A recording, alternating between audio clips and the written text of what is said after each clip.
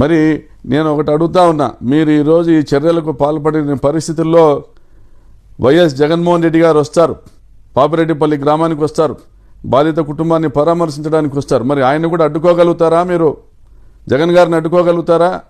ప్రకాష్ రెడ్డిని అడ్డుకున్నట్లుగా, అక్కడ సామాన్య ప్రజలను అడ్డుకున్నట్లుగా మీ బందోబస్తులు పెట్టి జగన్ గారిని అడ్డుకోగలుగుతారా అని నేను ప్రశ్నిస్తా ఉన్నా. మరి ఏ రాజ్యాంగంలో ఉంది ఈ దేశ పౌరుణ్ణి ఒక గ్రామం నుంచి ఇంకో గ్రామానికి వెళ్ళనివ్వకుండా అడ్డుకునేటువంటి పరిస్థితి? కాబట్టి తగిన చర్యలు తీసుకోండి, న్యాయం చేయండి. మేము చేశాం, మా బాధ్యతను, మా డ్యూటీస్ని మేము డెలివర్ చేశామని మీరు అనిపించుకొని ఇంకా కాకి పైన ఎంతో కొంత ఉన్న గౌరవాన్ని కాపాడుకోవాల్సిందిగా విజ్ఞప్తి చేస్తాం. మరి నేను ఒకటి అడుగుతా ఉన్నా, మీరు ఈరోజు ఈ చర్యలకు పాల్పడిన పరిస్థితుల్లో వైఎస్ జగన్మోహన్ రెడ్డి గారు వస్తారు, పాపిరెడ్డిపల్లి గ్రామానికి వస్తారు, బాధిత కుటుంబాన్ని పరామర్శించడానికి వస్తారు. మరి ఆయన కూడా అడ్డుకోగలుగుతారా? మీరు జగన్ గారిని అడ్డుకోగలుగుతారా?